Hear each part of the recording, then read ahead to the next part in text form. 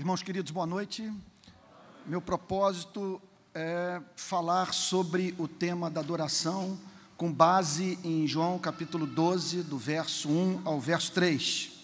Pedir que a igreja abra a Bíblia, portanto, nessa passagem. João capítulo 12, do verso 1 ao verso 3. Se for possível diminuir meu retorno, agradeceria. Evangelho de João, capítulo 12, do verso 1 ao verso 3.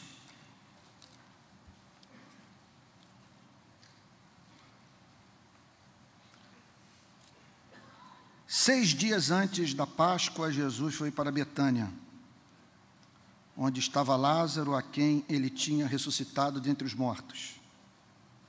Prepararam-lhe ali uma ceia. Marta servia e Lázaro era um dos que estavam à mesa com Jesus. Então Maria, pegando um frasco de perfume de nardo puro, muito precioso, ungiu os pés de Jesus e os enxugou com os seus cabelos. E toda a casa se encheu com o cheiro do perfume. Pai Santo, sem a Tua graça a igreja murcha, sem a Tua graça, por mais que o pregador seja exato no enunciado da doutrina, o coração da igreja não se tornará estranhamente aquecido, tal como pôde testemunhar um dia o grande John Wesley. E é isso que nós queremos, Senhor. O coração estranhamente aquecido. A igreja cheia de transcendência, de glória, de luz, de verdade, de maneira que todos possam estar tomados da convicção de que Deus está entre o seu povo. Queremos sair daqui amando mais o Senhor Jesus. Nessa noite nós não vamos pedir ouro e prata. Nós vamos pedir, suplicar, clamar a Ti, por um coração capaz de sentir a doçura do mel. Em nome de Jesus, Senhor. Amém. Amém. Irmãos queridos, essa adoração entrou para a história. É o paradigma do verdadeiro culto a Deus. E isso devido à sua beleza, à sua intensidade, e por que não dizer a sua extravagância. Foi assunto que correu pelas igrejas do primeiro século, a tal ponto que Maria nos é apresentada nas Sagradas Escrituras como aquela que havia ungido o Senhor Jesus com perfume de nardo puro, enxugado seus pés com seus cabelos. Isso se torna evidente quando nós examinamos um capítulo anterior a este, capítulo 11 do Evangelho de João, que no verso 2 declara: esta Maria, cujo irmão Lázaro estava doente, era a mesma que ungiu o Senhor com perfume e lhe enxugou os pés com os seus cabelos. Correu pela igreja do primeiro século a notícia de que uma mulher, irmã de Lázaro e Marta, havia expressado tamanho amor na cidade de Betânia, na casa de Simão leproso. Mas o que nos chama mais atenção ainda é que o objeto do culto, o adorado, foi tomado por tamanha comoção ao ver um ser humano derramado daquele modo em sua presença, que decretou, na presença de todos, naquele mesmo dia, naquela mesma casa, naquele mesmo local, que onde quer que o Evangelho fosse pregado, a mão soberana de Deus haveria de garantir que esse culto prestado por Maria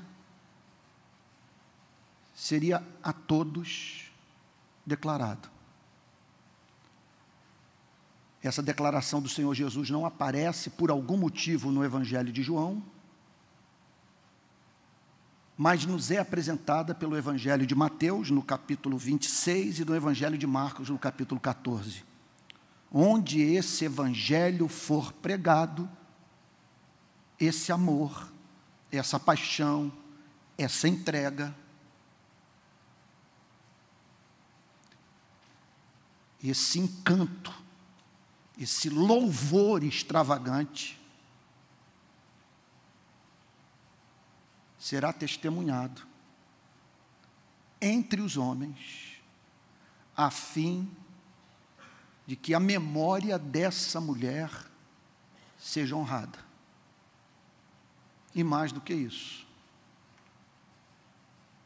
que o que ela fez, mais do que o que ela fez, aquilo em que ela se tornou, seja objeto da mais profunda ambição do espírito humano.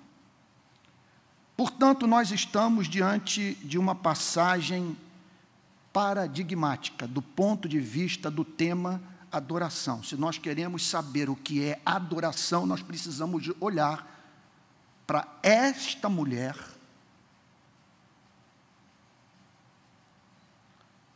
lançando perfume sobre os pés do Senhor Jesus e transformando o seu cabelo em toalha. Fico feliz de trazer essa mensagem 2 dias depois do Dia Internacional da Mulher, que é a mais pura revelação nas Sagradas Escrituras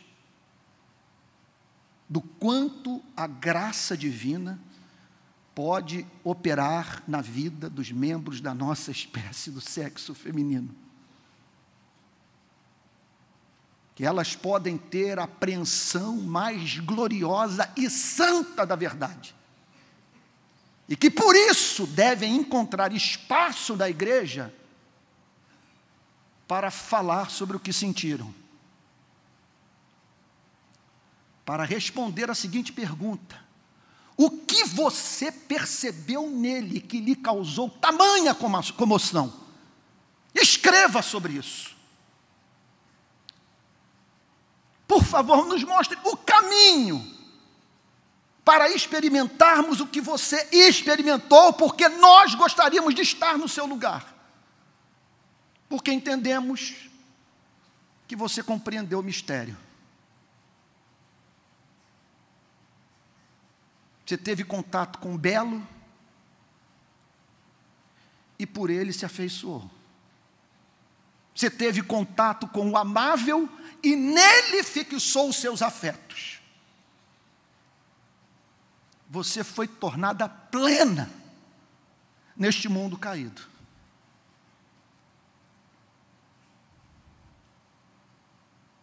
Olhando para essa passagem, emerge naturalmente uma pergunta: qual é a natureza da verdadeira adoração? E repito, é uma pergunta que emerge, a qual nós somos forçados a fazer, em razão do testemunho da igreja do primeiro século. Esta Maria é aquela que ungiu os pés do Senhor Jesus, os enxugou com seu cabelo. Onde o Evangelho for pregado, esta história será contada. Pois bem, o que significa adorar? Qual é a natureza da adoração? sua gênese. Não há tema de maior relevância para a vida da igreja do que esse. E isso em razão da ética cristã e em razão da antropologia cristã. Para a ética cristã, a boa obra jamais será considerada como tal se não tiver o amor pelo Criador como vínculo. Qual é o principal mandamento? Amarás o Senhor teu Deus de todo o teu coração, de toda a tua alma, com toda a tua força, com todo o teu entendimento. Do ponto de vista da antropologia cristã, é tema central, uma vez que a Bíblia diz que nós fomos criados por Deus para viver a experiência dessa mulher, para estar em seu lugar. É o personagem bíblico que mais nós deveríamos invejar. Aqui é o ser humano cumprindo o propósito para o qual foi criado.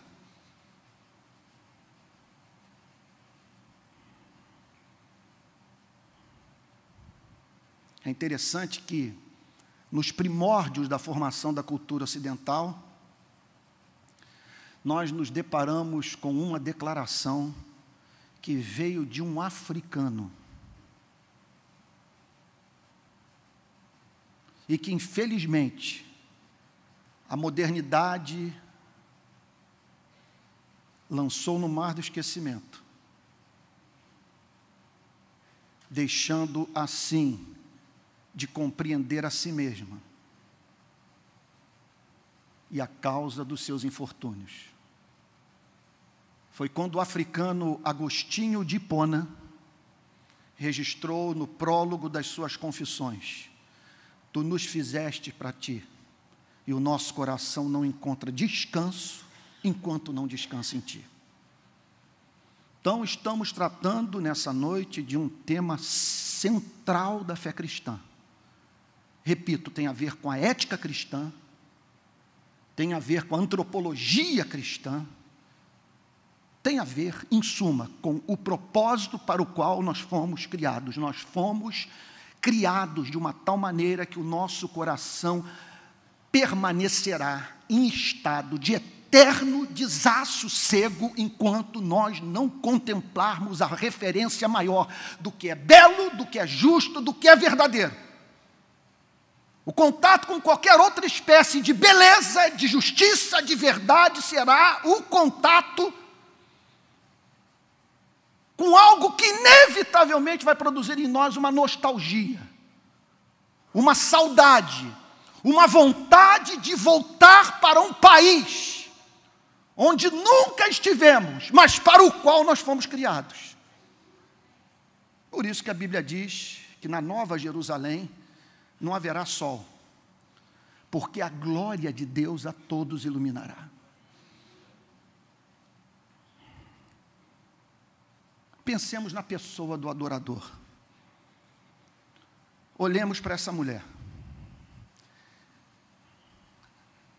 Meu Deus, como a análise darwinista, evolucionista, e é impressionante a quantidade de pensadores ocidentais que eu tenho lido, que veem os seres humanos estritamente do ponto de vista do evolucionismo darwinista.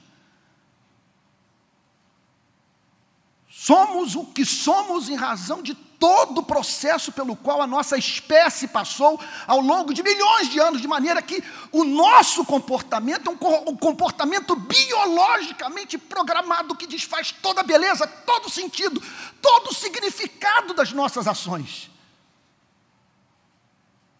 E a questão é essa: como encaixar essa mulher nesse desenvolvimento do Homo sapiens? Como entender alguém que se viu diante de um homem?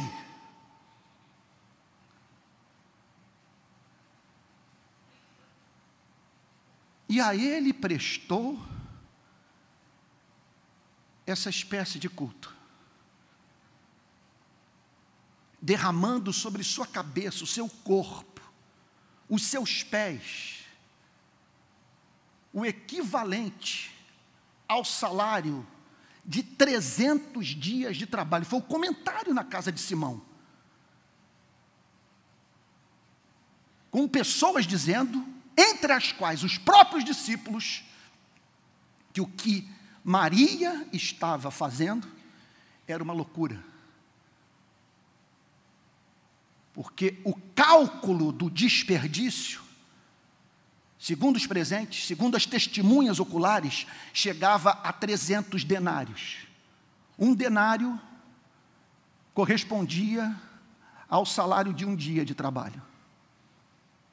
E ela derrama 300 dias de trabalho sobre o corpo do Senhor Jesus. Uma vez que foi o meio que ela encontrou para expressar a Ele o que o contato com o Salvador produziu em seu coração. Então nós estamos aqui diante de fatos, olhando para a vida dessa mulher, que trazem grande esperança para a nossa espécie. Por termos sido criados à imagem e semelhança de Deus, mediante a ação do Espírito Santo, nós podemos desejar o belo, nós podemos discernir o belo, nós podemos contemplar o belo, nós podemos amar o belo, nós podemos fixar as nossas afeições no belo, ao belo cultuar, ao belo servir. E participando assim da sua beleza.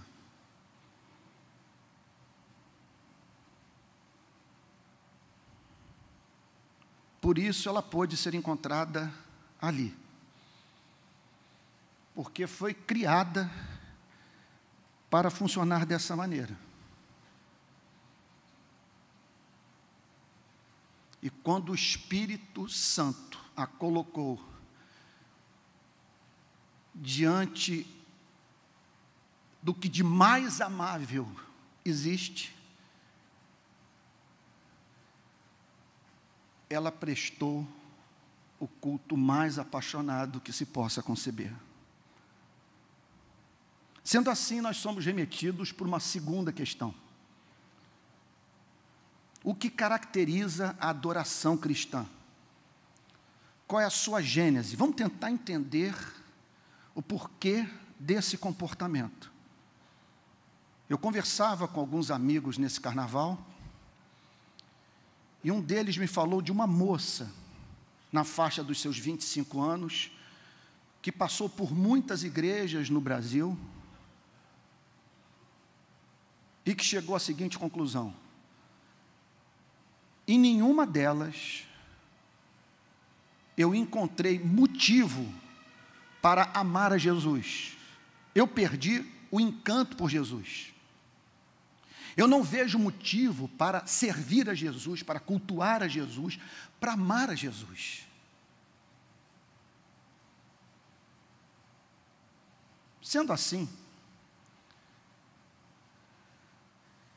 eu procurei, com base na biografia de Maria, tal como revelada pelo Novo Testamento, entender o que a moveu a prestar essa adoração. O que ela identificou em Jesus e que lhe causou tamanha comoção? Resposta número 1. Sem a mínima dúvida, tudo começou naquela visita que o Senhor Jesus fez à sua casa. E quando gastou um longo período conversando com ela, enquanto a sua irmã Marta trabalhava duro na cozinha. Vamos para o texto? Abram a Bíblia aí, por favor, no Evangelho de Lucas. Evangelho de Lucas.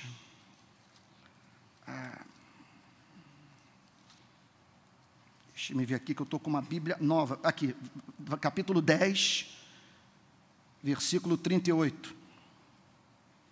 Evangelho de Lucas, capítulo 10, verso 38.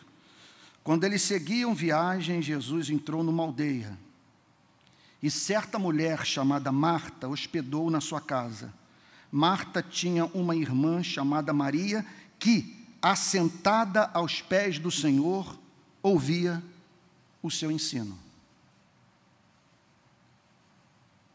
Portanto, há uma íntima relação entre o ocorrido na casa de Simão leproso, em Betânia, uma semana antes da crucificação de Cristo, e o que ocorrera naquela visita que o Senhor Jesus fizera à casa de Marta e Maria. Maria ouviu alguma coisa que a comoveu, algo que a encantou, que fez com que ela se tornasse absolutamente convicta da messianidade de Cristo. E o que ela ouviu?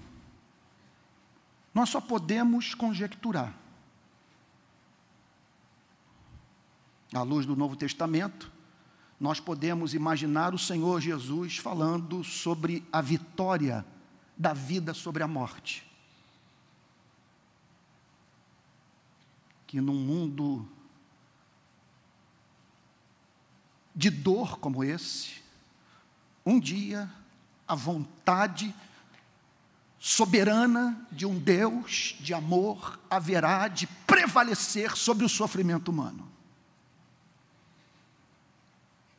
Fico a imaginar que o Senhor Jesus falou sobre a sua segunda vinda, sobre o perdão de pecados, a justificação pela fé. Quem sabe ele disse para ela: filha, esqueça o que está sendo falado nas sinagogas, não preste atenção no que os rabinos estão pregando no templo em Jerusalém, eles enlouqueceram.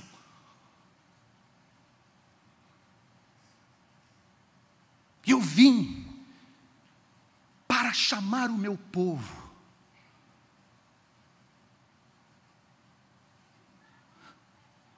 não para amar a Deus, mas amar o Pai, a partir da revelação que o Deus Pai faz de si mesmo, através da minha vida e mensagem.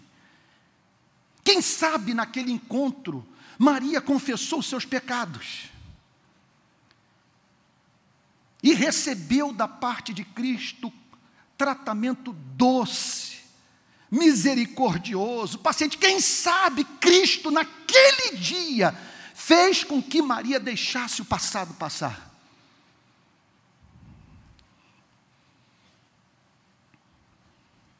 Uma coisa é certa, aquele tempo que ela passou aos pés do Senhor Jesus, ouvindo em sua casa a pregação de Cristo, lhe ofereceu a matéria-prima desse culto na casa de Simão leproso. O Espírito Santo fez com que Maria, tal como haveria de ocorrer um dia na vida de Lídia, na Europa, deu entendimento a Maria, a fim de que ela tentasse para a pregação de Cristo e percebesse a excelência do que estava sendo compartilhado. Quem sabe Maria foi levada a dizer a originalidade na pregação. Ninguém jamais falou como esse homem. A sinagoga estava matando o meu espírito. Finalmente eu conheci um Deus atraente, um Deus digno do meu louvor, do meu amor. Encontrei finalmente sentido para amar esse Deus que mais parecia para mim como a figura do diabo do Antigo Testamento.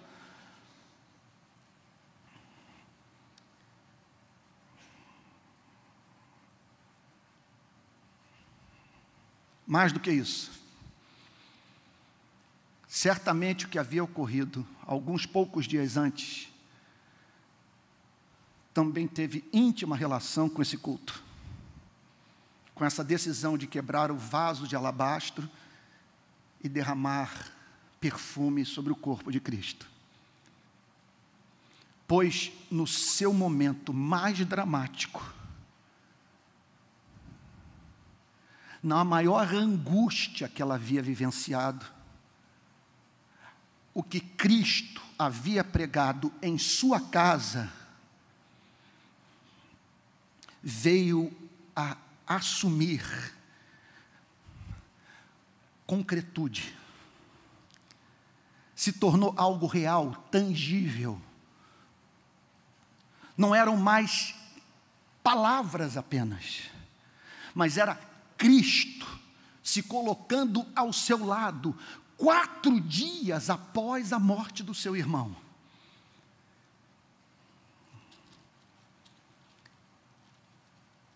E ali,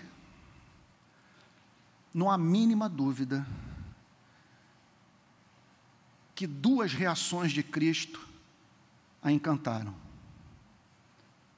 Em primeiro lugar, o fato, isso, gente, é muito impressionante, meu Deus, que isso sirva de exemplo para a nossa vida quando nós pensamos na missão da igreja no mundo. Em sua casa, ela ouviu belas palavras. Em sua casa, recebeu doutrina, lentes para interpretar o Antigo Testamento. Em sua casa, ela testemunhou o Messias pulando do Antigo Testamento e se manifestando a ela. Só que no seu momento de maior agonia, ele encontra esse mesmo Messias soluçando. E Jesus chorou. E a Bíblia é clara em dizer o que levou Jesus Cristo às lágrimas. Quando Jesus viu que ela chorava, Maria, e que os judeus que acompanhavam também choravam, agitou-se no espírito, permitam-me colocar aqui entre parênteses, e visivelmente se comoveu.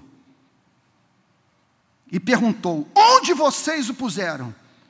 Eles responderam: Senhor, venha ver.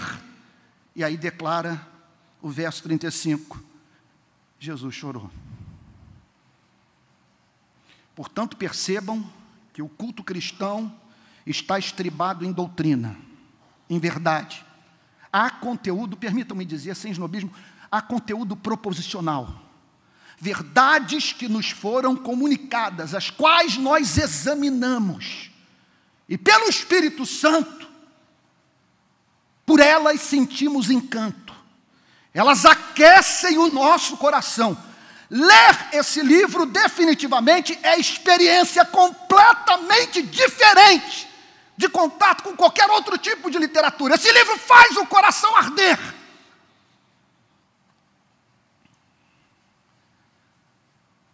Mas aí ela percebe, meu Deus, o logos, a palavra, o instrumento da criação, o criador da Ursa Maior, de Andrômeda, da Via Láctea, chorando com ela, sofrendo dores empáticas. E eu vou lhes dizer, é por isso que nós estamos aqui. É isso que nos move ao culto, à adoração. E outro ponto que precisa ser explicado: como entender o fascínio que Jesus Cristo tem exercido sobre a espécie humana há 2000 anos. Isso não é gratuito. Por que tantas obras de arte? Por que tantas canções? Por que tantas catedrais?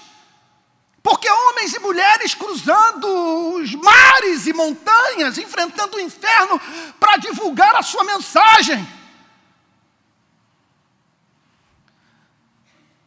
Porque ele é encantador. Porque esse choro é justamente o que esperávamos de um ser todo-poderoso que nos vê nesse inferno.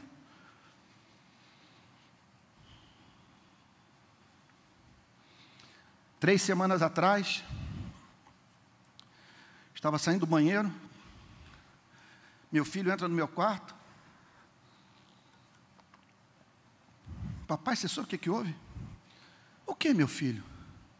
O Boechat morreu. Nunca na minha vida eu reagi à morte de um homem público como reagi à morte do Boechat. Eu não conseguia parar de chorar. E vivi pela primeira vez a experiência de um filho ter que me consolar. Pude perceber o seu embaraço, que eu não sou de chorar, gosto de tirar uma onda que encaro tudo, que sou forte, mas desmontei. Porque é a morte de alguém próximo, não que fosse alguém da minha intimidade. Eu tive o privilégio de ter uma conversa com ele de umas 3 horas, intermediada pelo Cessé, irmão do Theo, os quais eram amigos de infância, foram amigos de infância do Boechat, que participou de encontro aqui na Igreja Betânia. O Boechat era dos nossos, falava a nossa língua, é de Niterói, amava a nossa cidade, falava dela com ternura, era um companheiro de luta.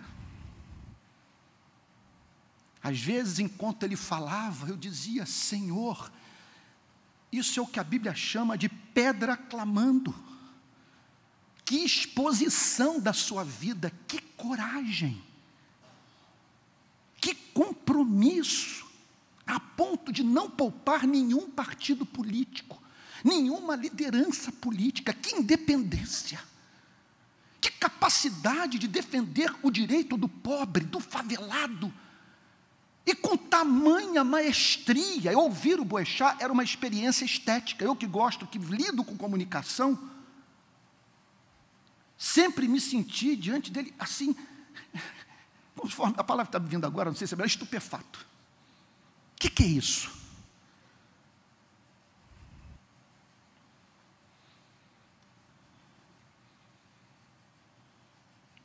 Às 11h30, ele deixava a Band News. Por volta de meio-dia, pegava um helicóptero para Campinas, para onde havia ido para dar uma palestra. Por volta de 2h30 da tarde, havia se transformado num corpo carbonizado, cuja identidade só pôde ser reconhecida pelo exame da sua arcada dentária.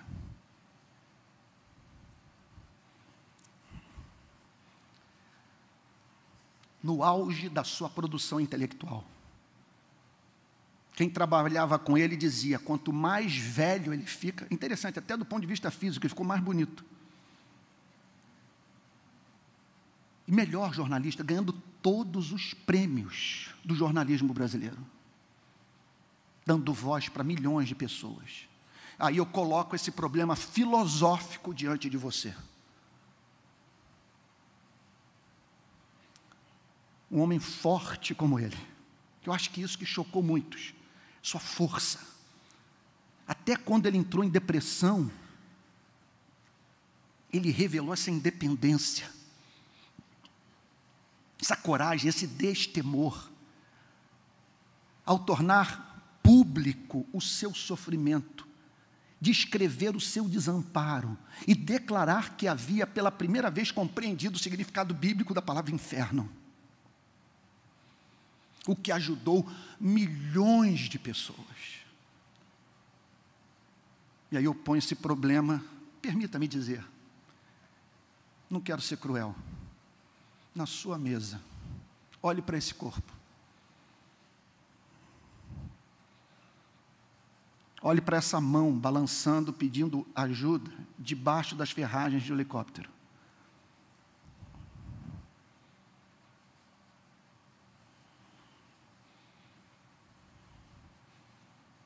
Por que Maria chorou? Porque quebrou o vaso de alabastro. Porque transformou cabelo em toalha. Porque na condição de membro da nossa espécie, ela descobriu que o Criador sofre conosco. Que o Criador se importa.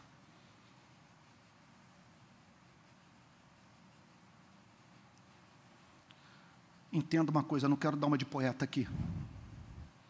Ela quebrou o vaso de alabastro, porque ela viu o alabastro chamado Jesus Cristo ser quebrado por amor a ela, a sua irmã, a humanidade. Não somos loucos. Esse nome, Jesus Cristo, nos fascina em razão dessa história contada pelo Novo Testamento. Desse ser absolutamente amável. E Bach fez bem em compor uma canção intitulada Jesus, Alegria dos Homens. É a nossa alegria. Mas veja, não é a compaixão de um impotente. É a lágrima de quem depois, tomado de autoridade, declara: Lázaro, vem para fora. E por isso que nós o amamos, em razão da harmonia entre o cordeiro e o leão. Cheio de ira, de raiva, determinado em afirmar a vida sobre a morte, ele declara: Lázaro, vem para fora. Mas não sem antes ter chorado. Vocês imaginem o que representou para uma mulher do primeiro século se deparar com um ser tão poderoso assim e vulnerável.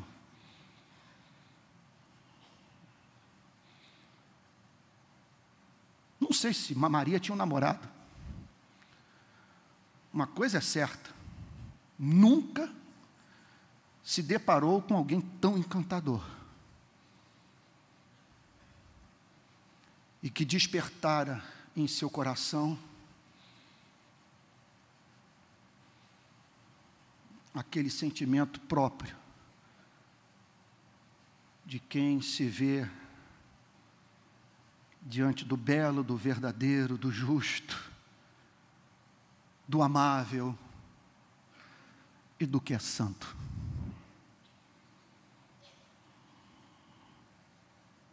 Por fim, em que consiste a verdadeira adoração?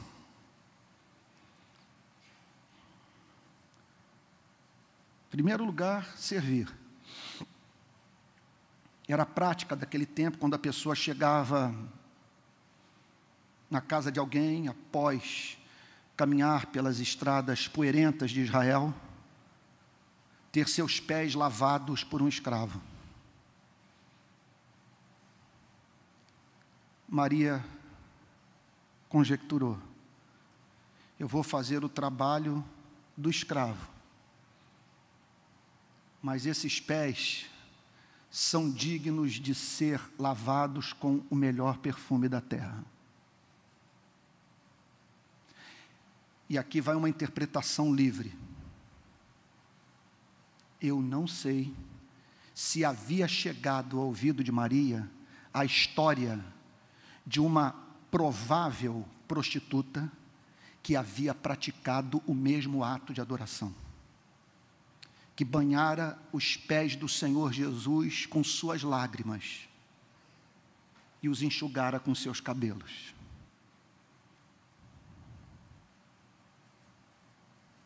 Quem sabe ela pensou: pois eu vou fazer o mesmo. E faz aquilo que não era comum na cultura do primeiro século: desata o cabelo. E com ele enxuga os pés do Senhor Jesus. Ela serviu o Senhor Jesus. Ela ofereceu o melhor. Perfume de nardo puro. E não apenas isso.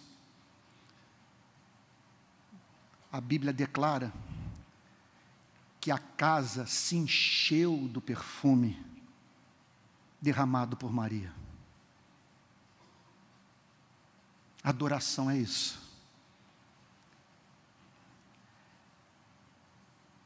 É deixar a imagem e semelhança de Deus que há em nós vazar.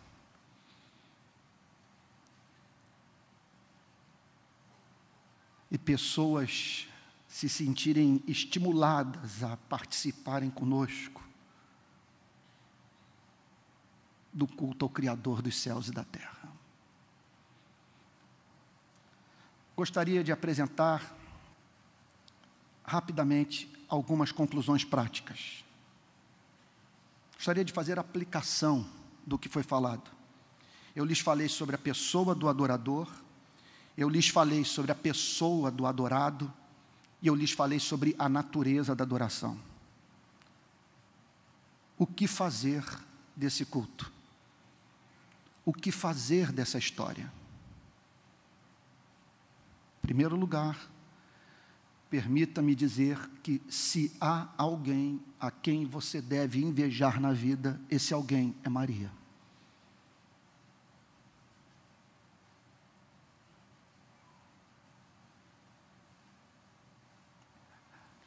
A essa ambição, todas as suas demais ambições deveriam manter uma relação de subserviência.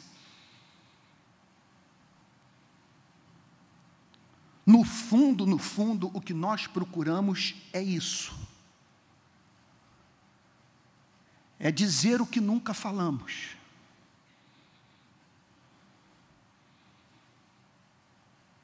É encontrar algo digno da nossa afeição. Eu me lembro de um filme que levava o seguinte título: Nunca te vi, mas sempre te amei.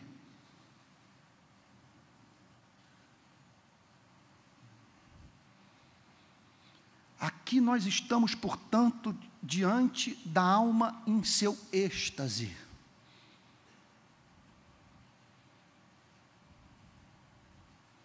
Aqui nós temos descanso, aqui nós temos alegria, aqui nós temos, vamos assim chamar de perplexidade santa, aqui nós temos sentido para a vida, aqui nós temos perdão,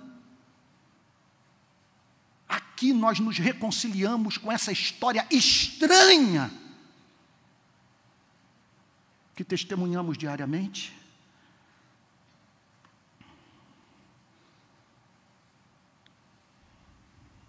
Que essa seja a sua meta.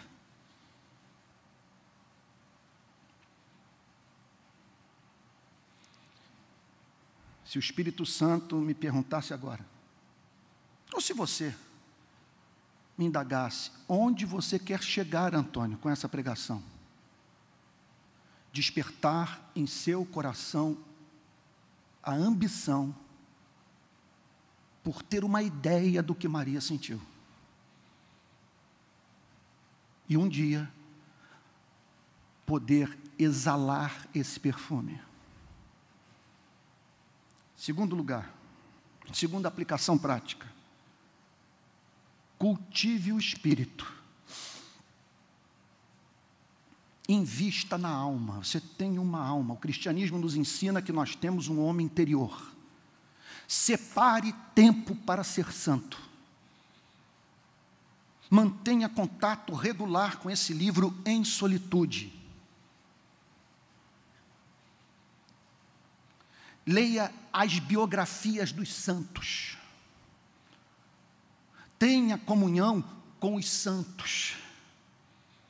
Participe da ceia do Senhor. Não abra mão da congregação dos santos, desses encontros, nos quais, humildemente, paramos para nos dedicarmos ao exercício de ouvir a pregação da palavra de Deus através de um mortal como nós. Isto porque a fé vem pelo ouvir e o ouvir a palavra de Deus. não quero ser moralista, mas não se deu direito de assistir todos os filmes, todas as peças de teatro. Não se deu o direito de ir para locais onde você sabe que ali não vai encontrar Jesus Cristo.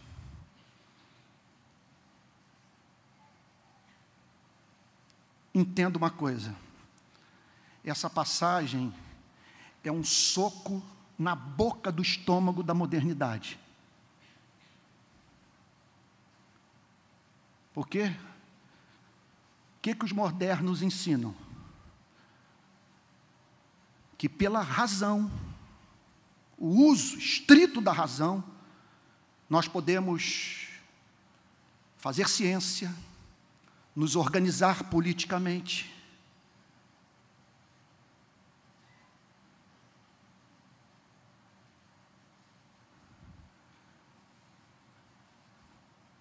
conhecer a vida, entender o propósito da nossa existência, desconsiderando o fato de que o nosso comportamento não é tão racional como nós imaginamos. E que nossas avaliações supostamente racionais podem ser obstaculizadas ou entrar em colapso em razão das paixões do nosso coração. Por que eu estou dizendo isso? Eu não li a história toda. Mais adiante, nós vamos ver Judas irado com a atitude de Maria e dizendo, esses 300 denários poderiam ter sido lançados no gasofilácio, vamos assim dizer, poderiam ter se transformado em oferta para os pobres. E isso em razão da sua intenção de reter parte do dinheiro. Em dias em que ele já havia entrado em acordo com a liderança religiosa judaica para trair o Senhor Jesus. Prestem atenção, nós vamos entrar agora num dos campos mais complexos da teologia. Judas e Maria, diante do mesmo fenômeno, tendo acesso à mesma pessoa, às mesmas informações.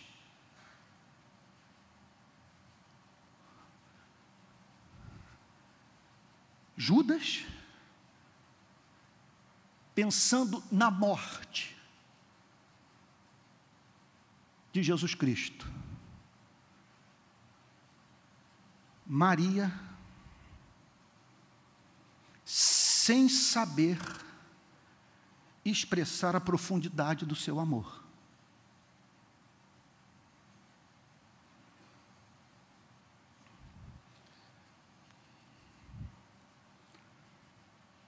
Entramos num grande mistério. Não depende de quem quer nem de quem corre, mas de Deus usar a sua misericórdia. E se você me permite dizer, não peque contando com o arrependimento. O arrependimento não está sob o controle humano, é dom de Deus. Não conte com uma coisa que você não sabe se poderá ter. É Deus quem dá o arrependimento. Portanto, permita-me dizer, tema o endurecimento judicial. Tema o Espírito Santo se apartar de você e deixá-lo entregue a si mesmo. Tal como aconteceu com Faraó, tal como aconteceu com o povo de Israel, tal como aconteceu com Jerusalém no ano 70, quando foi devastada pelas tropas de Tito. Tenha zelo pelo seu coração. Diz o salmista, abre bem a tua boca que eu a encherei. Amplie a sua capacidade de percepção do amor. Eu tenho amigos que são fascinados, já contei isso para vocês em outra ocasião, fascinados por vinho. Eu ainda não consegui entender o fascínio do vinho, eu não tenho paladar ainda para vinho. Tenho me esforçado. mas não entendo o fascínio como que eles gastam tanto tempo com vinho e o êxtase que experimenta tomar as suas taças de vinho. E não estou querendo dizer que eu sou santo não, porque nesse campo, porque eu tenho uma outra preferência. Bom, o que eu espero é que nunca aconteça comigo é que eu não tenha paladar para esse livro.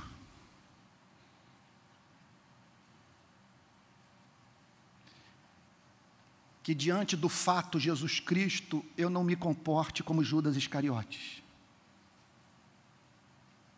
E que eu não esteja envolvido com nenhuma espécie de prática que embote os meus sentidos espirituais e me impeça de ter prazer no meu Criador.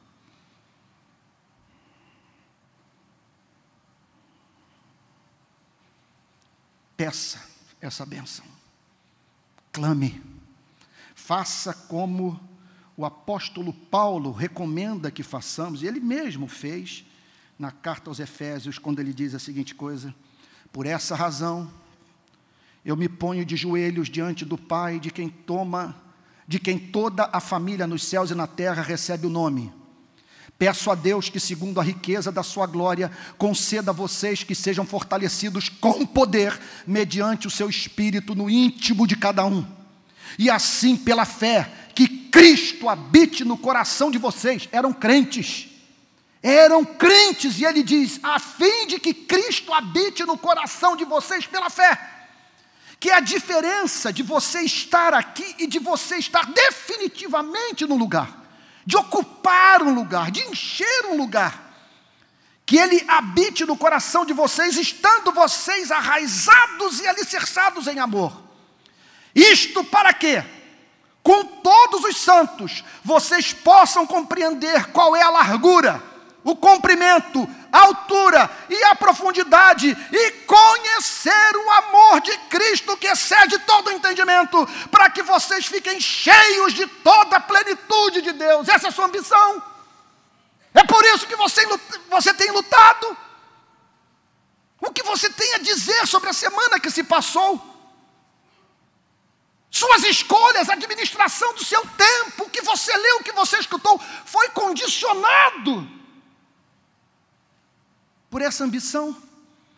Ora, aquele que é poderoso para fazer infinitamente mais do que tudo quanto pedimos ou pensamos, conforme o seu poder que opera em nós, a Ele seja a glória na igreja e em Cristo Jesus, por todas as gerações, para todos sempre. Amém. O que significa que se você buscar, vai encontrar. Não sei se você pedir uma casa em Búzios, você vai ganhar uma casa em Búzios. Mas se você buscar a plenitude do Espírito Santo, se você pedir a Deus esse amor, se você num culto como esse declarar, Senhor, eu invejo essa mulher, eu não entendo essa linguagem, é um outro mundo, não faz parte da minha vida, mas eu sinto inveja, porque a impressão que eu tenho é que eu estou do lado de fora da festa. Pessoas em condição piores do que a minha falam de uma alegria, de uma paz, de um júbilo que eu não conheço, Senhor. Senhor, me ajude a ter o coração de Maria.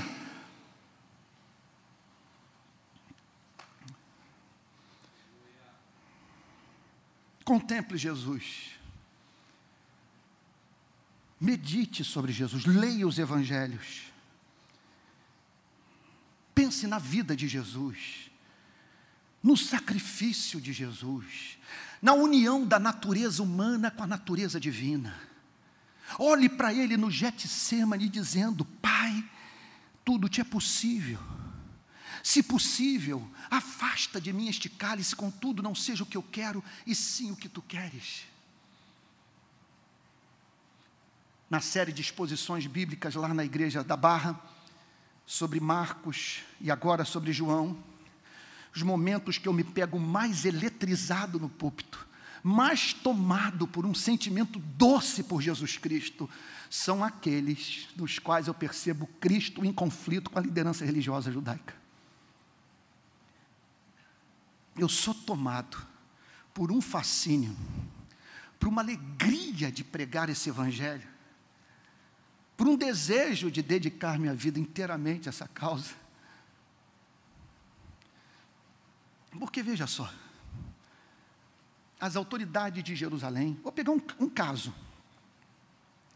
eu achei esse negócio extraordinário. Quando eu preguei, eu perdi a voz. As autoridades disseram para os fariseus: vão lá e procurem ver o que esse rapaz está pregando, porque ele está enfeitiçando as multidões. E aí eles viram-se, eles se aproximam de Cristo e dizem a seguinte coisa: mestre, nós observamos que os seus discípulos comem sem lavar as mãos. Isso não é maravilhoso? Havia teologia sobre lavagem de mão. Como lavar a mão adequadamente.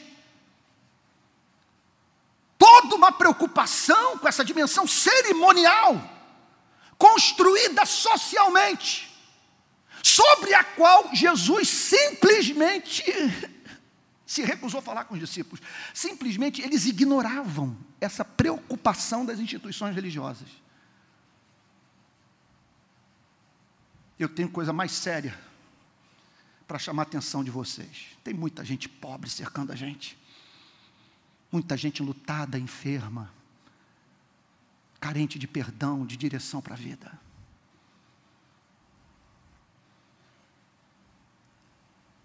Deus é espírito, importa que os seus adoradores o adorem espírito e verdade.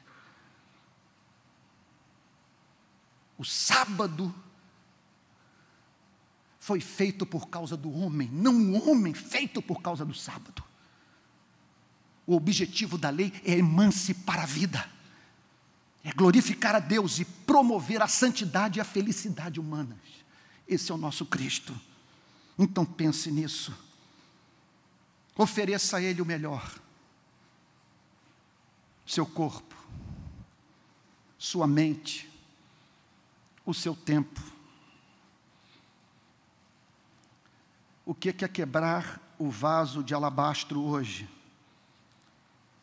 Eu que sou tão terrivelmente tentado manhã, tarde e noite, eu entendo que quebrar o vaso de alabastro é isso aqui, ó.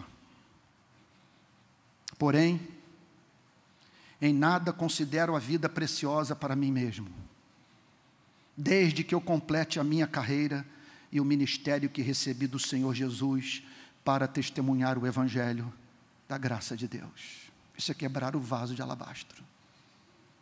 Minha meta não é ganhar esse mundo, diz o apóstolo Paulo. Minha meta é satisfazer os desejos daquele que me vocacionou. Termino com uma palavra. Hoje lá na igreja, esse último ponto, eu fiquei tão comovido que eu tirei o microfone e saí andando pelo tablado. Estava um culto bonito, a igreja cheia, beça, graças a Deus, depois de toda a tempestade que nós passamos no ano passado. E aí me ocorreu de dizer a seguinte coisa para os irmãos. Inicialmente eu cheguei ao ponto de dizer: olha, eu pensei em me dirigir apenas às mulheres, mas eu vou me dirigir aos homens também, porque eles estão expostos a essa mesma experiência. Vamos lá.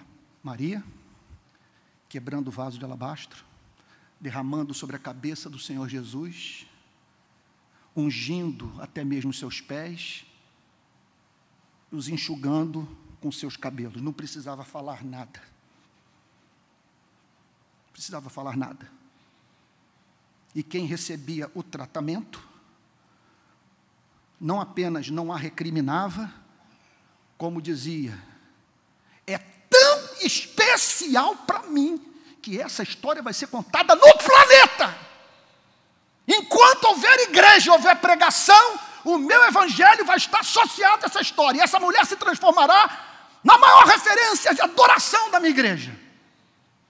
Que significa, portanto, que nós nos derramamos a Ele, na presença dEle, quebrando o nosso vaso de alabastro, e Ele também abre o seu coração, deixando o seu perfume vazar.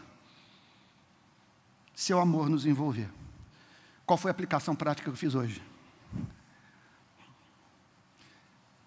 Se eu fosse pentecostal, eu diria: meu servo, minha serva, eis que vos digo. Vamos lá?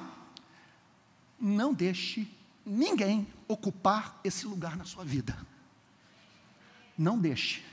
O amante tem halitose, o amante ronca, o amante amanhã, ele pode se esquecer de você e se apaixonar por uma pessoa que ele venha julgar mais sensual, mais atraente, mais inteligente. Não derrame esse perfume sobre sua profissão. Se você fizer um AVC, entenda que para a economia de mercado, você passará a não dar mais lucro. Entenda esse ponto. Entenda esse ponto. Só tem um que é digno dessa adoração.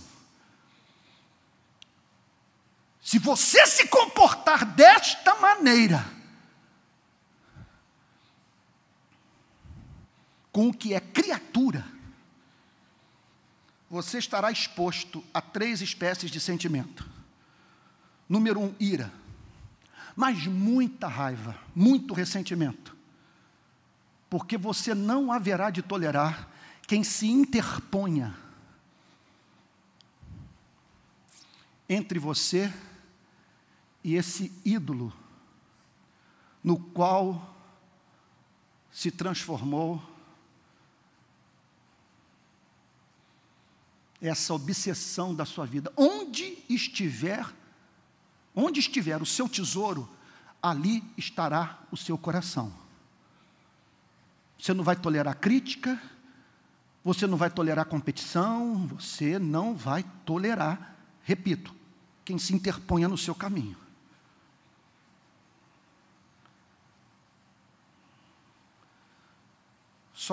Você só pode, há uma frase para a qual, quer dizer, que você só pode declarar para uma única pessoa no universo: eu sou do meu amado é meu.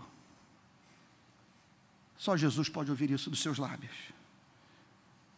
Se você derramar esse vaso aí com unguento e prestar esse culto para o que é criatura, você viverá tomado de insatisfação. Porque nós estamos diante sempre do que muda, do que se esvai, do que se encontra em estado de entropia, do que se deteriora, do que murcha, do que fenece, do que nós não temos em mãos, do que decepciona. Aqui, Maria estava com o coração blindado. Ou melhor, aqui, meu Pai, aqui ela estava diante do único, diante de quem nós podemos nos tornar vulneráveis, nos entregar sem reservas, porque não haverá jamais de banalizar o nosso amor. Ninguém merece ocupar esse espaço na nossa vida. E por fim, se você prestar esse culto a qualquer humano, a qualquer ídolo desse mundo, desse século, você viverá tomado de ansiedade.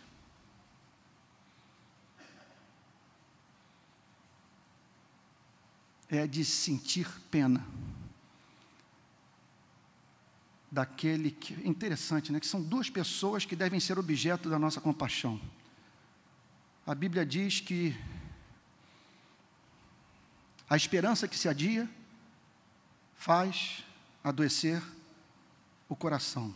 Aí você olha para essa pessoa e diz: compadece-te dela, Senhor. São muitos anos orando e chorando pelo que não conquistou e talvez jamais conquistará. Mas há uma outra pessoa que deve ser motivo da nossa compaixão. Obteve tudo que um dia sonhou, mas vive agora diante do tormento. da percepção de que aquilo pelo que sonhou e obteve não satisfaz, e associado à ansiedade fruto do temor de vir a perder aquilo pelo que tanto lutou.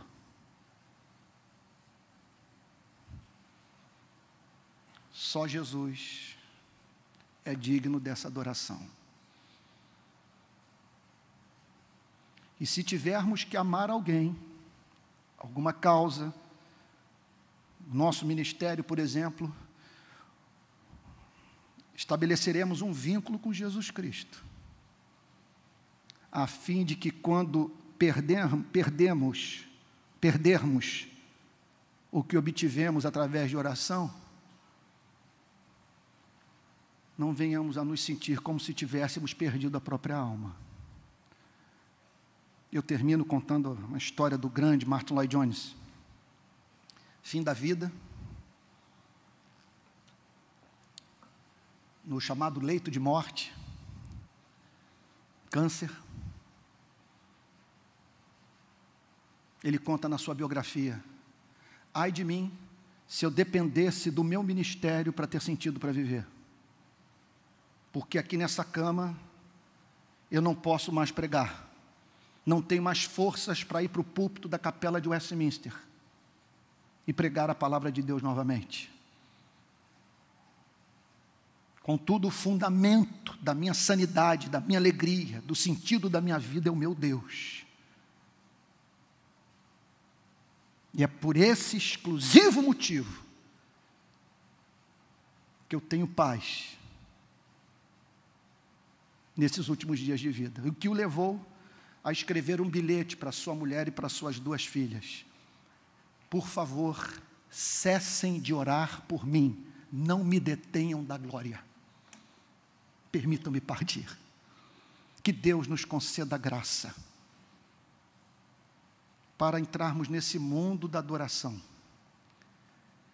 e participarmos da vida emocional de gente como Maria, e exalarmos esse perfume.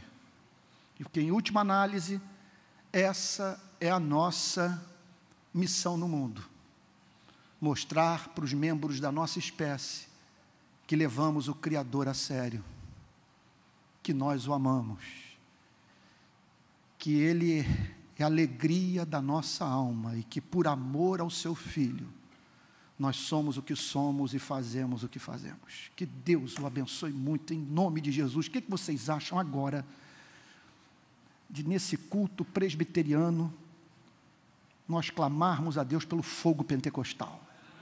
Será que é possível ter batismo com o Espírito Santo nessa noite? Será que é possível Efésios 3 se cumprir? O Espírito vir sobre nós e nos ajudar a ter uma ideia de todas as dimensões desse amor: altura, largura, comprimento, profundidade. Você quer isso? Você quer participar desta adoração? Vamos agora então orar, amados irmãos, porque nesse exato momento estabelece um senso profundo de impotência, porque a partir de agora não há mais nada que a igreja possa fazer por você, que a pregação possa fazer pela sua vida. Agora é o momento do Espírito abrir os olhos do nosso coração, para que vejamos a glória de Deus na face de Cristo, e o cultuemos em espírito e verdade, para sairmos daqui para provar da verdadeira liberdade. Qual é a verdadeira liberdade? Ter um coração puro, um coração que só tem um amor, um coração que só tem um único objeto de culto. Vamos ficar de pé e vamos orar?